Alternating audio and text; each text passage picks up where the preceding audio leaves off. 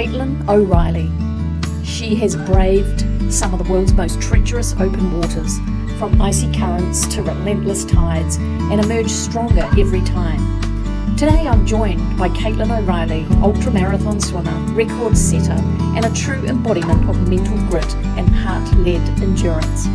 In this episode we dive deep into what drives her to keep her going when most would stop, and how she turns fear into fuel, and what it really takes to swim with soul. Get ready to be inspired by the essence within Caitlyn. Caitlyn O'Reilly, welcome to my show. Thanks for having me.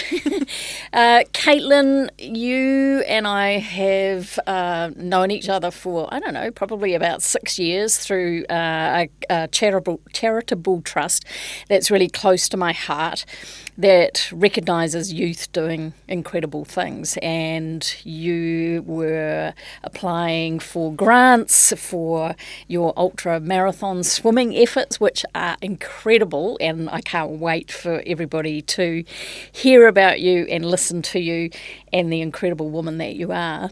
And through that club, they actually awarded you with some money, didn't they? Which was, I know, very helpful in your journey. So it's my absolute pleasure to have you here to now interview you and find out more about the deep depths of Caitlyn. Yes. So Caitlyn, you're a record-breaking ultra-marathon swimmer. How many of those are there around the world? At the moment, it's quite a small community of us, Yeah. but it's slowly growing. So, like, when I did Cook Strait the first time, I didn't know anyone beforehand. I hadn't asked anyone for advice. I was 12, so I wasn't going to, contact all these adults that had done it. Very naive, but now there's quite a big group of us. Ultra-marathon swimmers. Small but big. And it's what slowly does growing. actually ultra-marathon mean? Like, what do you have to, what's the minimum for that to be an ultra-marathon swimmer? So I think a marathon swim is like 10Ks, and then ultramarathon is anything above 20. Right. Which for probably people who run go, 10Ks, but it's such a 10 is different sport, isn't Yeah. it, when you're in swimming 10 kilometres. A 10 would be your equivalent to your running marathon. So you're 40, I think it's 42Ks. Yeah, So amazing. On average, a 10K would take someone 3 hours of swimming. Be a lot quicker running. Yeah. Absolutely, and you've got some amazing stories that we're going to go into where you have swum for much longer than that.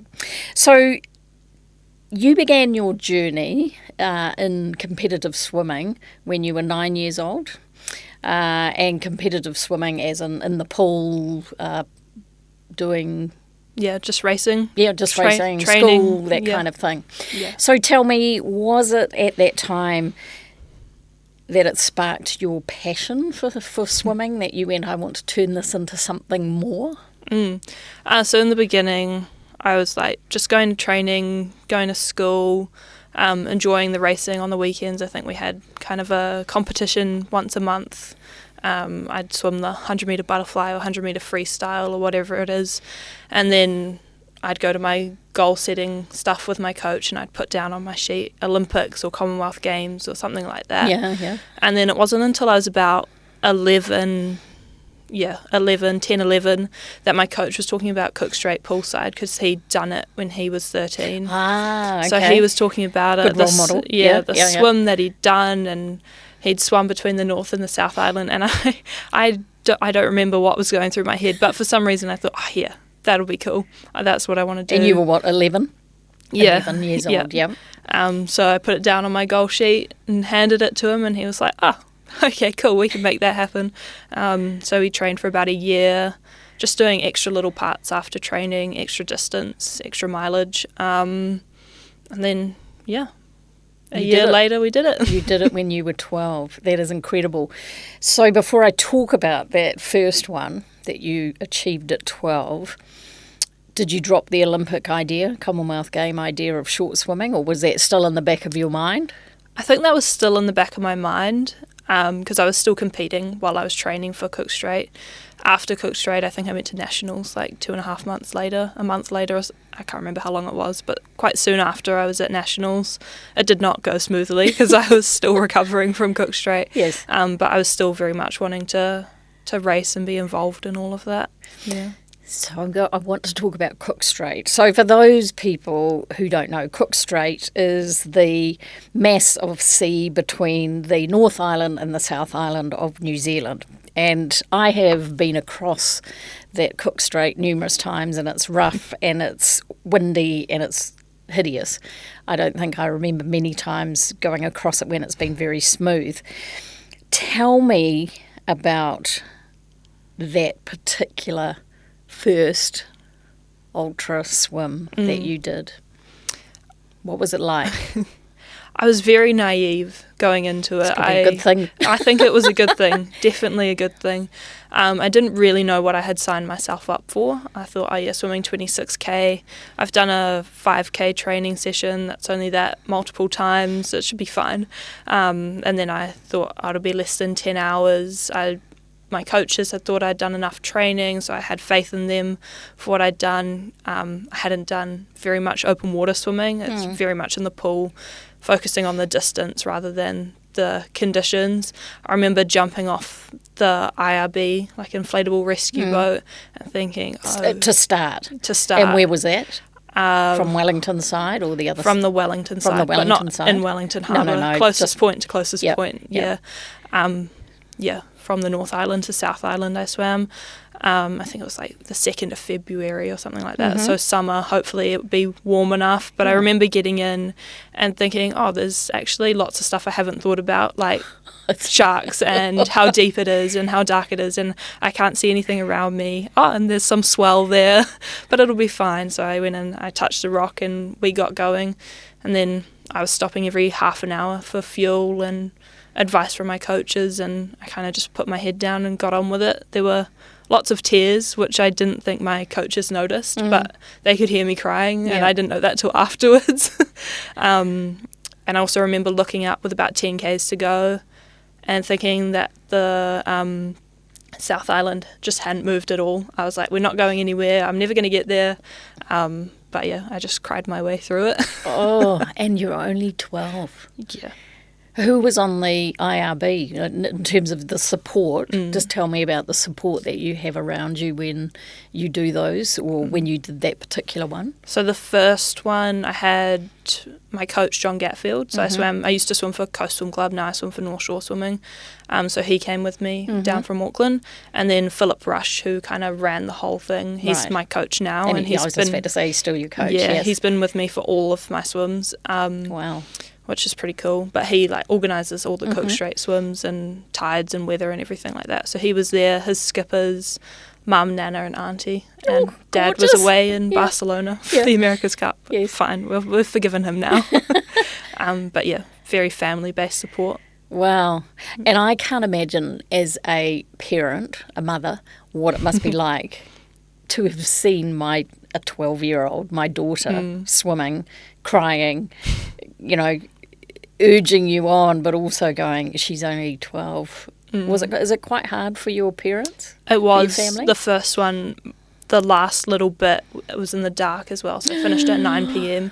My first ever night swim as well. Again, the naivety, not knowing. Everything not was planning thrown at you. anything. Yes. But yeah, it was pitch black. There was no moon, no nothing, so it was just me in the water.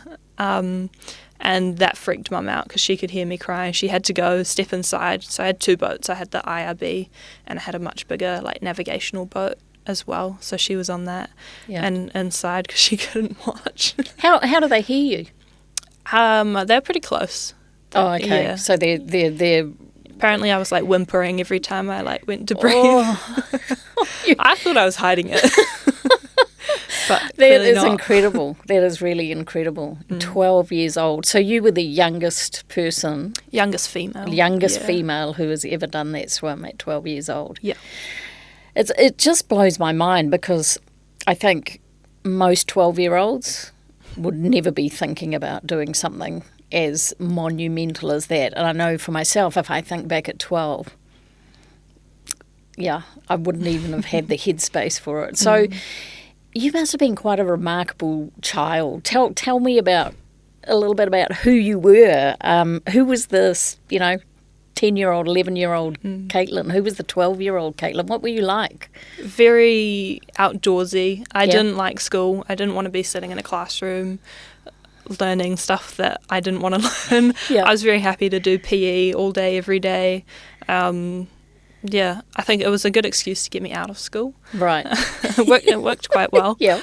And then I got days off afterwards for like news interviews and stuff, so that was good. Mum always has described me as like Dora the Explorer, like just wanting to do, putting myself in a hole there, but that's how she's described me, and I think that's kind of shown a little bit through my swimming, wanting to adventure a bit, not just stay within the lanes of the pool, Yeah.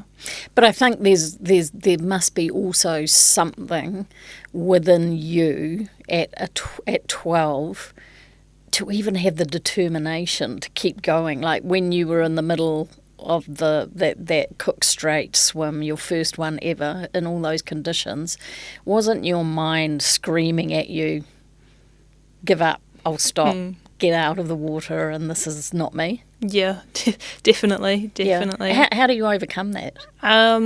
Or how did you? It's kind of hard to like explain, but I set myself a goal, and I want to make it to the end of that goal, and I didn't want to embarrass myself in front of my coaches.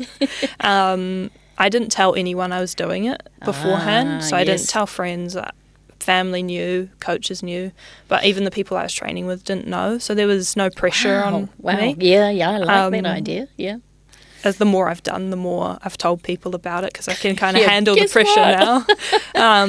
But yeah, in the beginning I didn't really tell anyone, so it was all me, just my own. That's what I wanted to do. I don't know how else to kind of describe it. That's just the goal I had, that I trained for it, I put in the effort, and I didn't want to kind of let myself down. Amazing at that age. And so tell me, once you had completed Cook Strait, did you get that overarching, right, I want to do this again? Or did you sort of go back home and go, wow, that was so hard? It took a lot of processing after that swim. Like I said before, I went to nationals afterwards, and I didn't perform well, and I was like, why haven't I performed well? And my coach was like, you've just done this cool thing like a month ago, you're still recovering, you're still exhausted, just take a break. And I think that's kind of what I did. I took a break and reflected on what I had actually done, and took my time to not get over it, but like just process it. Yeah. So it wasn't until 2 years later or a year and a half later, that I decided I wanted to do another. And was that driven by you saying, hey, what about if I do another one? Really? Yeah, all driven by me. No pressure from parents or coaches or anything like that. Amazing. So something switched inside you after you'd processed it to go, actually, what's next? And so what was next? Was that the Lake Taupo.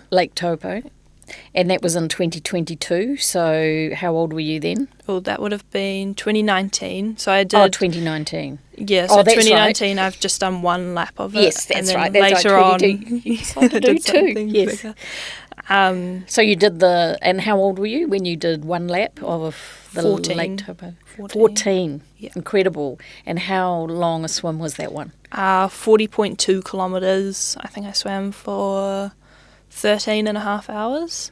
Wow. So that was a big jump up. A big jump up, but also lots of the conditions and tides and everything like that is taken away. So there's pros and cons. A little bit more stability, I suppose, but fresh water, so not the buoyancy. Yeah. What's the difference between fresh and sea water swimming? I think it's just the salt that changes the buoyancy. I like the lake because nothing can eat me in the lake. I'm going to ask you about that later, but yes. I guess I just like the controlled environment of the lake. Like, yes, the weather can change, but I'm literally confined in a lake with my crew, myself. I know what's going to happen. We can pretty much go in a straight line because there's no tides or anything getting in the way. So it was more, less will Mother Nature let me cross, and it's more a physical thing, like have I done the training to actually swim 40Ks? Yeah. Which I did. And you did. And did you find it easier? Were there different challenges doing that length as opposed to the Cook Strait? Yeah, definitely different challenges. With Cook, we started at 2 o'clock in the afternoon, so the sun was quite warm. Yeah. Yes, we finished late, but Taupo we started at 3 a.m, so it was Ooh. cold. I think air temperature was like 8 degrees. Yes. The water was probably like 18. So similar to Cook, but with the air temperature it feels a lot colder. And then starting in the dark as well was a new thing for me. And then obviously the hours. Cook Strait was 7 hours, so 13. Taupo was like double, Yeah. pretty much, almost.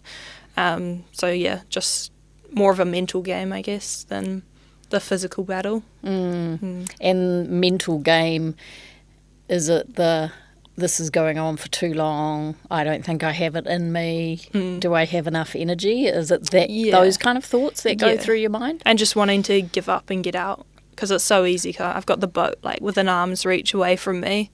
It's so easy to say, look, I'm done, I'm tired, I've got a sore shoulder, I just want to get out. But the crew that I've got wouldn't let me do that. No, so that's what I was going to ask. I'm fascinated if that is said by you, my shoulder's sore, I want to get out. What do they say to you? How do they coax you back to go? They usually bribe me with food. Or they'll say, let's just go for another half an hour and reassess, or another 15 minutes and reassess. Yep. I like to be updated where I am. So, and also in the middle of Lake Taupo, there's a little island, which is like basically halfway. Yeah. So when I see that, I'm like, oh, okay, I've only got halfway. I'm on the way down now. I'm just over halfway. Yeah. Yeah. Yeah. So there's lots of things that they know what to do to trick my mind. And I guess that is such a crucial part of having the right team around you, isn't it? In terms of people who understand what you're going through, but have your best interests and motivate you to keep going and keep you in the right mindset. Because if we were left to our own devices, you might not achieve it. So having the right people is so crucial. Do you always have family with you? Every one that you've done, you always have family with you? Every swim. I also think that's because I did it so young, is that it would kind of be odd if Mum sent me away with just my coach. The last swim I did in November, Hawaii, I didn't have family with me, and I definitely noticed the difference. It was interesting. Pros and cons to having family there and not having family there, but by the end my coach is like family to me. So yeah, I can imagine. And do you think having family there is part of the fabulous celebration at the end when you actually achieve it, as opposed to, when you're in the thick of it, it's nice to know that family are there, but actually your mind's focused on the job of what you're there to do and listening to your coaches and your trusted, people who know and get inside your head. Yeah, definitely. After Hawaii, not having family there, that was definitely noticed. Not having this like celebration at the end, having to wait till I got home. Yes. And all the other ones, they've been there to support me, whether I've finished or not, which is quite nice to have them. I'm not just going back to a hotel room by myself. Oh, no, that would be very hard to do. And then tell me, you decided to do the double crossing of the lake. Yep. What inspired you to do that? I'll do it once, let's just double whack and do it twice. So I'd done the 3 New Zealand swims, Cook, Taupo and Fovo Strait, so South Island to Stewart Island. And that's kind of like the list that you do in New Zealand. That's the 3 you. So you knock off the 3 main big ultra swims. Yeah, and New then Zealand. I wanted to go and do Ocean 7. So I wanted to go to Japan, I think was first on our list. And then we had that beautiful thing called COVID. Yes. So I couldn't leave the country. So I had to think of something else to kind of get me by. And that was it. Something longer, something that had only been done twice before. So I was the third person to do that swim. Third person to ever do it. And were you the youngest? Yeah. Wow. Yeah, youngest to do that. I guess just a whole new challenge, something completely different. The other ones I kind of, other than Cook Strait, Taupo and Fovo, I knew I could do. Like I had faith. Well, you kind of done that length before, haven't you? I had faith in myself Yeah. that I'd be able to push by and get it done, and I was confident with my training. Whereas 80Ks, I'm I just can't nowhere imagine close that. to training that distance. I think the most I did was 100 in a week, But this was which was pretty non-stop. hard. But this was 80 non-stop. kilometres. Yeah, And what I understand about ultra swimming is that the point to point might be 30 Ks, it might be 40 Ks, but actually it can go up because you might drift, you might get pushed back by the tide, so you're swimming extra, or you're going against currents, especially if you're in the ocean. So you can end up doing a lot more than what it seems like on a map. Yeah, definitely. About a month ago in Japan, a Kiwi swimmer, Gronya Moss, went to swim Japan. It's like a 20K swim, and I think she ended up swimming over 55Ks just from tide and current and everything like that. So hopefully you get it right and you're the right kind of pace and you're on the money with the tide, but again, you can never know. Well, it's Mother Nature, isn't it? Yeah. But that That's to is change quite, your mind. Yeah, absolutely phenomenal. And I understand that double crossing was raising funds for the Westpac Rescue Helicopter too, which is really cool when you're actually doing something with another cause behind it. Yeah, that was really awesome to be able to do that. We were supposed to do Waiheke to Auckland. They do that most years, but that year it got cancelled. I can't quite remember why, but I just added it on to. It's easy enough to put like the thing behind, especially when it's a good cause, and everyone wants to back you and support it. So, yeah. And tell me, the 80-kilometre one, that's the longest you've done? Yep. Tell me, what is your, 70 Ks, 60 Ks, what does your body feel like? What does everything feel like? Because I cannot imagine just, swimming is such a full body sport, isn't it? And it uses up so much energy. Yeah. And I'm curious about how you feel that energy that you expend all the time. But just tell me what goes through your mind at that huge milestone and you're not quite there yet. What's going through your mind? How's your body feeling? So for that one, I kind of split it up. Like I said before, there's that island in the middle of the lake. I split it up into quarters. So I just had to make the first quarter, which was quite cruisy. I was setting good pace. The weather was all right. It wasn't too choppy or anything like that.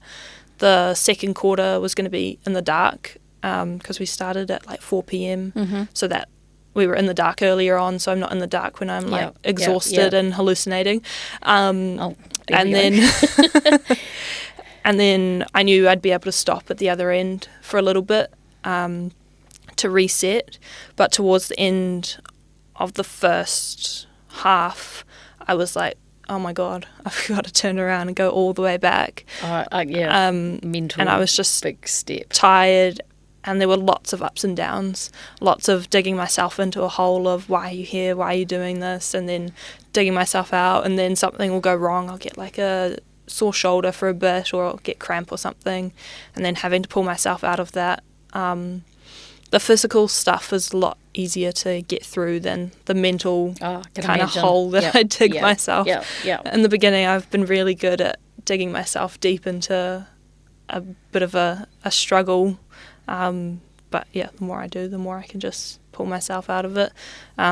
Lake Taupo, there was one point, like 3/4 of the way through, where I wanted to get out, and I almost hauled myself out of the water, but my crew actually drove the boat away and they wouldn't let me get out. I love it. Abandoned. Yeah, so I cried for about half an hour and then just got on with it. What can you do? And then you kept on going. Yeah. But tell me about the hallucination. Is that something that's real? No, I haven't experienced that. I know swimmers that have. Because of the tiredness and the monotony? Yeah, just being awake for that long. Yeah. So I'm curious about that. Do you kind of get in a trance? Yeah, 100%. Like almost a meditative state. Yeah, 100%. And so you don't think? Yeah, trying not to think. And when you do, and then when I do think, it tends to go wrong. But also like entertaining myself with movies and songs and watching the crew next to me because they're, I don't know, like 5 meters away from me, watching what they're doing. Just trying lots of things, distracting myself, counting my strokes also works for me as well. That's incredible. Just letting the time go by. Did you teach yourself that? How to mentally kind of gatekeep and get through? Because I can imagine the meditative state is because you're, the same style and you're just kicking and arms going. But in terms of thinking about movies or, counting or thinking about stuff, did you teach yourself that? That just sort of happened? Or did you consciously go, I need something to distract my mind so that I don't go down that hole of I'm done? Yeah, it kind of just happened. Like, it's kind of like sitting in a room all by yourself. You're going to think of things. You're going to think about where you are, what you're doing. You're going to think, I'm stuck in a room. And then you'll get distracted and you'll think about something else. Like, often I'll think about what I'm doing at uni or what I'm going to have afterwards to eat, what kind of pizza I want afterwards. I stop every half an hour. So I kind of set it into half an hour kind of increments in my mind that just get through the next half an hour, just get to the next one. So the micro steps of just progressing forward and forward to keep yourself distracted. Yeah. Incredible. Tell me the rules around what counts as a form of... You can stop every half an hour? Can you get in a boat? You have to stay in the water? How does it work? So you've got to stay in the water. You can't touch anything or anyone. Like if I need to reapply sun cream, they have to throw me the bottle. I usually have Powerade, electrolyte stuff attached to a rope in a bottle, and they just throw it at me. No wetsuits, just a swim. No wetsuits. Just singular swimsuit. You can have goggles. Yeah, goggles cap and and goggles. A cap and goggles and your swimsuit, and that's it. Yeah, that's it. You can have a support swimmer for a certain number of hours throughout your swim. I'm not sure what it is, but I haven't done that before, but lots of swimmers use that just for distraction and pacing and things like that. Feel like you have some company in the water with you. What else? And food-wise, how does that work? What do you eat without it getting soggy and wet? Yeah. And I'm presuming when you do stop, like you can't hold on to a rubber ring or anything and just go, I'll have a wee rest. You've got to tread water. Yeah, I've got to tread water. Oh. So I stop every half an hour, usually for Powerade or like energy gels, like pure energy gels. I've had pikelets before. Pikelets? Little sandwiches. Soggy pikelets. Yeah, chocolate bars. The more swims I've done, the easier it is to like find little containers and make up little different things so that my food doesn't get soggy. What else have we done? Little Moro bars and like Snickers bars and things like that. Yeah, whatever I feel like, really. Yeah. Anything to keep me going. I'm basically on a sugar high for like 28 hours. I can imagine. Yeah. And then you have a crash at the end. Yeah. I just want to touch on a couple of other big achievements that you've done, the Ocean 7 Challenge. Before I do, just talking about, the sugar highs and everything. No, actually, I'm going to talk about the Ocean 7 and then I'll ask you a question that I want to ask you. Because the Ocean 7 Challenge, you did in October 2024, and you were the youngest person at 20 years old to complete 7 major open water channel swims worldwide. And that was the Molokai Channel, which is 42 kilometres, the English Channel, 34, the North Channel, I had to write these all down, which is Ireland to Scotland, 35 k's, the Gibraltar Strait, 15 kilometres, Catalina Channel, mainland, I didn't know where that was, that's between California and Catalina Island in the USA, 33 kilometres, the Tsugaru Channel, between Honshu and Hokkaido, northern Japan, 20 kilometres, and the Cook Strait at 25. Unbelievable. And what a world trip of oceans. Incredible. How was that to complete that? I mean, to me, I read that and I just go, that is just phenomenal, incredible. Did you feel like that yourself? Or because you seem like a pretty humble, kind of cruisy person, Caitlyn. And is there an element within you that you just go, wow, that was amazing, I achieved that? Yeah. And I'm the youngest person in the world. Yeah, there is. Every now and again I'll walk into my room and I've got a Guinness World Record certificate sitting in my room, really? which is quite cool. Oh, how cool. And every now and again I'll walk in and think, oh yeah, that's cool. That's what I've done. I worked really hard for that. But most days I'm just like at uni or at work. It's just, I just did that, the Ocean 7 challenge. Incredible. Just amazing. So, when you finish these amazing swims that you have achieved, what happens when you finish? Describe to me what happens at the end. You touch whatever it is to complete it, and then what happens? And then usually I'm swimming back to the boat and sitting on a boat for 2 hours back to LA or back to the North Island or wherever. And I've got my family there and I've got my coach there, and we're debriefing the swim, and usually it's a lot of celebration, or I feel really ill and I have to have a nap. Yeah. And then we're either moving on to the next one or we're flying home back to training. It's amazing. I mean, what does celebration look like? You're on a boat going back to the shoreline. What's celebration? A whole lot of eating something? Yeah, Pringles. And the English Channel, my coach had a packet of Pringles the whole way, and I was eyeing it up the whole way. Yeah. And he had a packet for me at the end, so that was my celebration. Big celebration.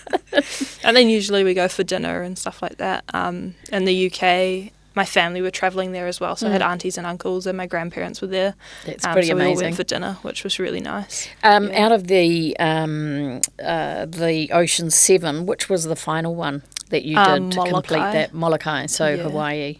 Yep. That was October or November last year. But you didn't have your family with you? No, they were watching the America's Cup. Okay. I'm going to come back to that connection. But so you completed, that was the final one for the Oceans 7. And it was you, your coach, and a few support crew. Yep. Did it feel amazing to have knocked that one off and go, yeah, I have done now the 7? It did, but it was also a massive relief because Molokai, that was my third attempt, the last one. Catalina, that's right. I had tried twice. Molokai, the first time I swam for 16 and a half hours, still had like 5Ks to go, and it was just unsafe to finish. The swell was way too big. We were never going to get in. And the second time, I think I swam for an hour, and we probably shouldn't have started, just the conditions weren't right. An hour is a lot easier to swallow than 16 hours of slog and then to pull out 5 kilometres before. Well, even I'd cry. Yeah, it was rough. And going back to Hawaii all those times and hoping that it would go right, and it not being a me thing, not like with LA, it was a me thing. It was like my mental capacity to be able to get in and do a swim. I just couldn't handle it. I was in tears. I was like hyperventilating and just mentally not in the right place to do a swim. Interesting. Whereas Molokai was Mother Nature not letting me pass and me doing everything I can. I think the third one, I was vomiting for like 8 hours straight. I was like, I'm not getting out. We're just going to keep going. We're just going to see what happens. Yeah. And that could get quite dangerous, I can imagine, from a dehydration point of view. Yeah, and are you vomiting because you feel seasick? Yeah, seasick. And just I never thought about that, actually, from you're a body in the water, but I guess the movement can still make you feel seasick. Yeah, it does, definitely. And it's really hard to vomit in the water. Oh, I can imagine, while you're trying to swim and tread water. Yeah, so I was like, well, I'm not going through this again. We're just going to get it done. And we did, which was good. Wow. Third time's a charm. Incredible stories. It's just absolutely fascinating, and I can't even begin to appreciate what it's like, and in any, especially for some of those longer ones. I can't even imagine. Utmost respect to you, that's for sure. In terms of before you go to these swims, how do you get yourself in that right headspace? Is it because you just talked about, one where you're hyperventilating and not in a good headspace? So what is your practice like, a day, 2 days, up to an hour before you know you're about to start?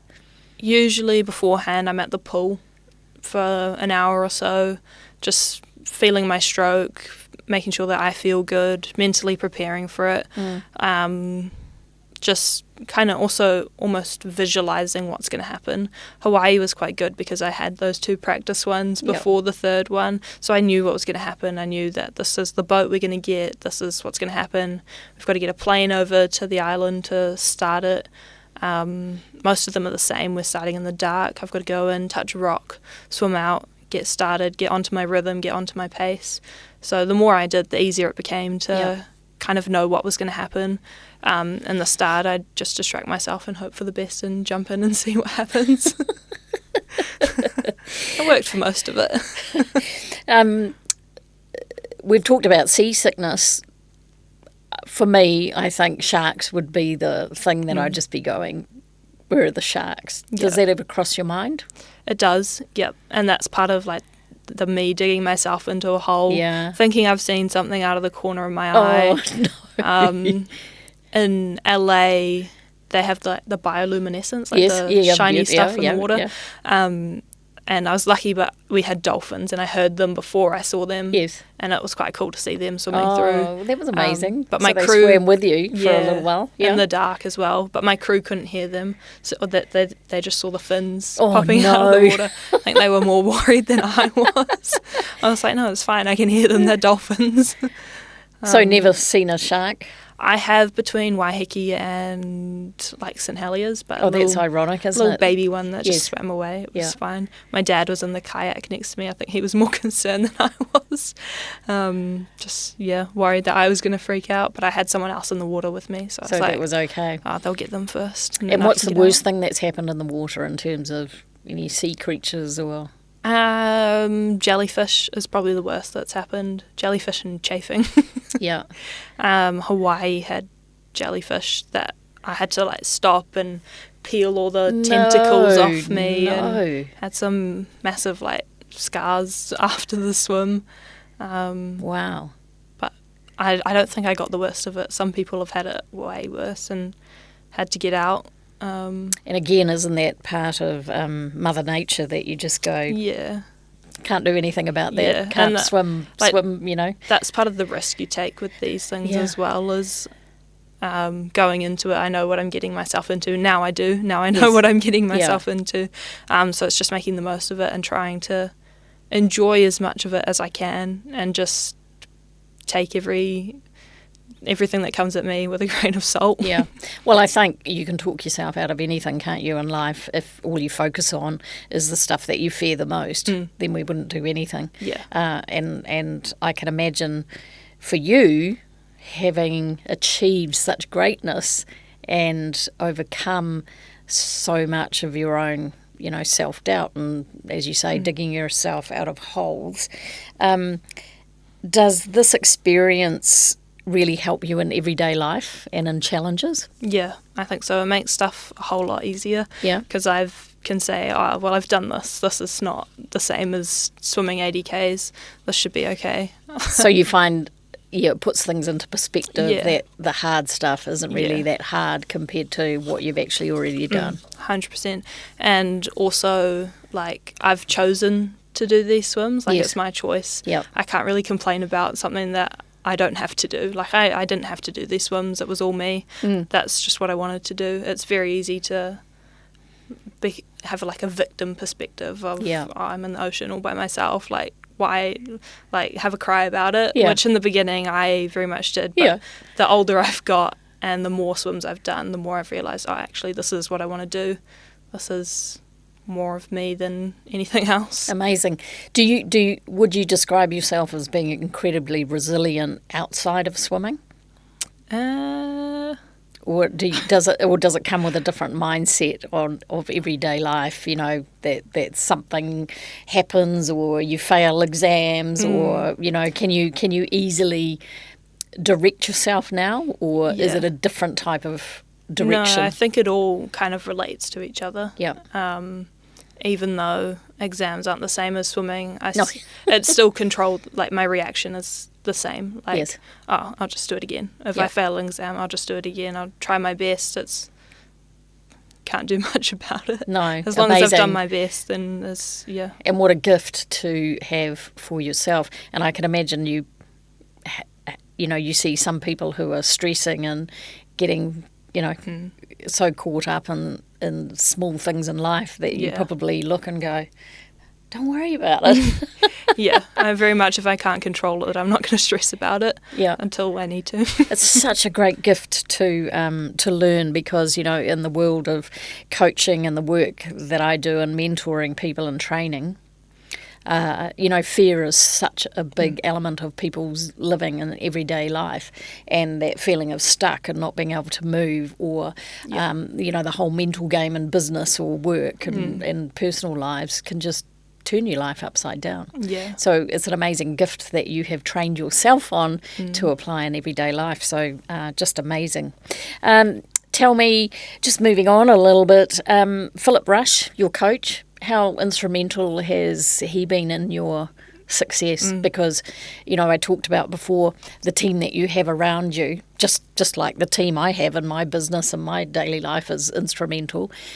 But for you, that must be an incredible relationship, given that he's been with you for so many years, and that relationship of being able to support you but mentally get you through these must be incredible, is it? Yeah, he's been amazing. Like, he's only missed one swim because he had to go back to work, which was Spain, Gibraltar. Yeah. I did make him have Is lots he a of New time Zealander? off work. He's in Wellington. Yeah. Yeah. But he's just been amazing through all my swims. He himself has done a triple English Channel and a double Taupo as well. So he knows where I've been, knows what I'm going through, knows what I've gone through, and I can relate to him so much. In the beginning, it was very much professional relationship. Yep. Like, I'd call him before the swim, he'd let me know what's going on. Yep. We'll do the swim, that'll be it. Yes. But now, like, we're travelling together. We've spent months and months travelling together. He's probably sick of me by now, but it's good because he lives in Wellington and I live in Auckland. Yeah. But yeah, I would never have been able to do any of this without him. Amazing. Yeah. And do you think it's more from the mental side or the physical training side, or mixture of both? Mixture of both. Yeah. Yeah, mixture of both. And even today, when I'm not doing these swims, he works as a firefighter down in Wellington, and I've just started as EMT with St John. So even now, he's still mentoring me. If I go to a rough job, I'll give him a ring and say, look, this is what I went to. And yeah, even outside of swimming, he's been a really good mentor. Yeah. So that's a good segue, because I was about to ask you about you are studying to be a paramedic. Yeah. Yeah. Why that direction? I don't know, I kind of just took a gamble and was like, oh yeah, that looks cool. I get to drive fast. I get to play with the lights and sirens. It's worked out. Yeah. So, I didn't want to take a gap year after high school, and this was something I was interested in. I did surf lifesaving through high school, so it kind of felt like a good segue. Later on, I can kind of use it to stay involved with the swimming world. Yes, that's very true. Use it alongside that. So yeah. And interestingly, you talk about, going to some of the, I can imagine, horrific things that you see being a paramedic. Do you use the same skill set, in a way, mindset, to kind of separate yourself and talk yourself beyond job and not jump in mentally, emotionally, Yeah. Yeah. I think the swimming journey that I've been on has made life in general a lot easier to handle. Yep. Yeah. I can imagine. And tell me, you're also a live ocean champion? Yes. Yes. Yep. Yep. Used to be, yeah. Yeah, you used to be? I did a little bit of work with them in the early days when I was doing FOVO. We kind of did a little bit of a documentary together. Yeah. Which is kind of a nice relationship, I guess, because the ocean is so important to you, and what it looks like and feels like, and you're in amongst it. It's your other world. Yeah, definitely. And I think the more I do swims for myself, the more I want to do swims for other people. So like now I'm looking at doing some swims and involving live ocean, or doing it for Westpac, or doing it for St John Ambulance, or what. So having another cause behind it. Yeah, not just doing it for me. Making it way bigger than myself. And I think now I've kind of got a little bit of a platform where I can I can use that to do good elsewhere and not just do stuff for me. Yeah, and I love that. And isn't that part of, maturing, where you look at, you have an amazing skill and a talent, and so how can you contribute by using this for the greater good? And what a nice way to do it through charities. Yeah, and even with the North Harbour Club, one of the other winners does stuff with like manta rays and stuff like that, and does documentary making, and I think it'd be really cool to work with her. I've forgotten her name, but it's right there. Yeah. But yeah, she was super cool to talk to at the award night. Yes. So definitely keep in touch and do some work around that. Yeah. Yeah. Nice. I like that. And tell me, how does this ultra marathon swimming connect to purpose? Because you talk about this is all about me and me driving it, but what is the purpose behind it in terms of the reason? What's in here in your heart that really makes you do it? I am still trying to answer this question myself. Yeah. Other than it's just passion. It's just what I love doing. I can't really explain why I love doing it because it doesn't sound like the most You say it to some people and they go, "You're swimming for 16 hours?" Yeah. And during it, it sometimes feels like it's not the right thing to do and it's going to be the end of the world and I'm just, why am I here? Why am I doing this? But every single time I finish a swim, I'm like, oh yeah, that's right. I enjoy it. I enjoy pushing myself to the limits. I enjoy have something to train for, having a goal, having a squad to swim with, and just in the beginning it was like, this is what I want to do. I want to train so I can finish this. But now it's like I enjoy the training part. I enjoy the journey of it rather than just the swim itself. Which is a passion, isn't it? Yeah. It's when you enjoy everything around it because it actually speaks to your heart. And what I love about that is so many people don't ever find a passion in their life, which to me is quite sad. And I believe everybody has a passion, but you have to explore and find it. And for some people it comes in odd ways, like your journey from getting involved in swimming when you were 9 to suddenly being a passion and something that really drives you. And if I think how or what advice would you give other people your age, younger youth, to explore their passions? What advice would you give them? Great question. My advice would be just to try everything you can, give everything a go, and not be afraid to, it could have been very easy for me to say, sorry, oh, that's out of my range, I'll never be able to do that. But just believing in yourself and trying as hard as you can to fight for what you want to do, and not following there's this path that people follow, school, high school, job, work, life. The rules. Yeah, the rules. Yeah. It's very easy to follow the rules and it's very comfortable following the rules as well. But I think the best advice is to just step outside of your comfort zone and see what happens. Well, that's great advice because that's where all growth happens, isn't it? That's where you explore. If you keep doing the same thing over and over, then what do you discover? Not much. Yeah. So, and I love what you say about the rules because I think as humans we are so conditioned to that whole process of, I call it doing life. Yeah. Because so many people just do life as opposed to making life work for them and exploring and trying new things.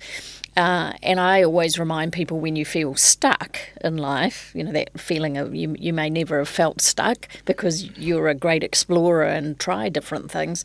But a lot of people feel stuck, and it is about go out and try something new, see what you like, see what makes your heart sing. Because the only way to do that is to try things and get involved in things. Yeah. And then you find passion. Yeah, 100%. Yeah. So the future and beyond, now that you've done the Ocean 7, what's your next driver? What's burning inside you to go, this is what I want to do next? At the moment... Can you say?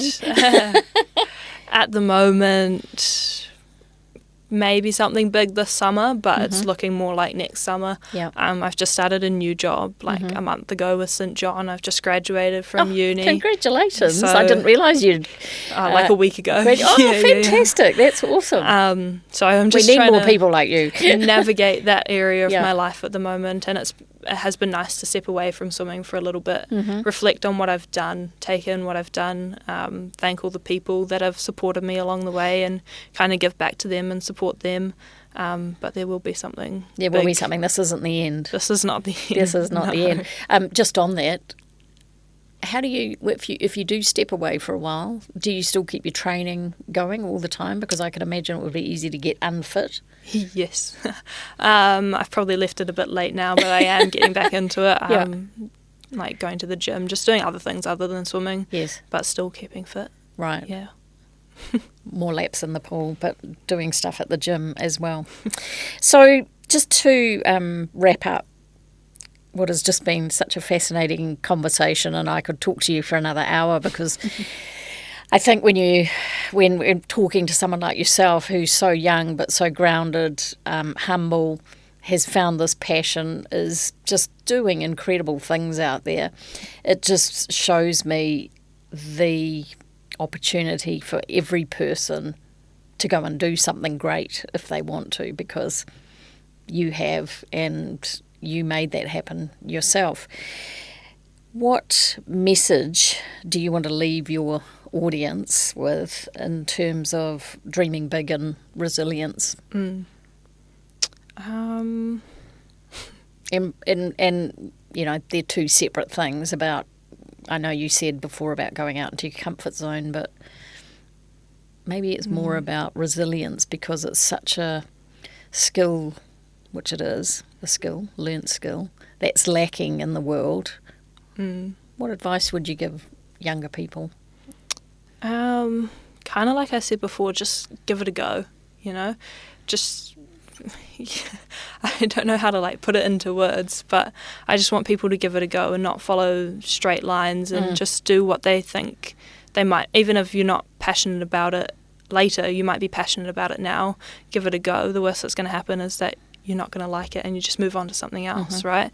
So just following your dreams, I guess. Yeah, following your dreams.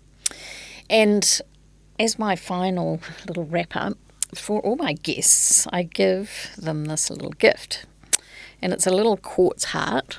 Oh my God. Which is my gift to you. Oh. And this is a very special quartz heart, because I actually take them to the South Island, and they get blessed in some very pure water down in the South Island through a little ceremony. And why a heart is because the conversation that we've been having is about the essence within you, what drives you, about purpose, about passion. And sometimes I think it doesn't matter who we are and what we do, we can all get a bit lost sometimes. We can feel that life is bigger than us, and can we actually get through it? And so I give all my guests that, to remind them that if you ever get lost, if you need more courage, or even if you just want to remember who you are and what a wonderful person you are, connect to that heart, because it always brings you back home. That's awesome. That's so special. Thank you. So thank you so much for coming on. It's been an absolute delight to talk to you. I think you're a phenomenal human being, so thank you. And I can't wait to hear what you're up to next.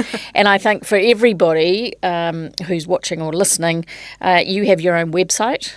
Yes, CaitlynO'Reilly.co.nz. So I will actually put that on the channel, because on there's videos, amazing photos of you doing your challenges, and I think it gives people a deeper appreciation of what a amazing human being you are. I think there's also an email and a phone number on there if people want to reach out. Yeah, there you go. Great person to sponsor. Open to sponsorships. Open to sponsorships. Awesome. Let's do it. All right. Thank you so much. Thank you. It's been a pleasure. Thanks for tuning in to the show today. We hope you enjoyed it. If you'd like more of this, then subscribe to my channel or click on the QR codes for more tips, tricks, and strategies on how to lead yourself stronger through life.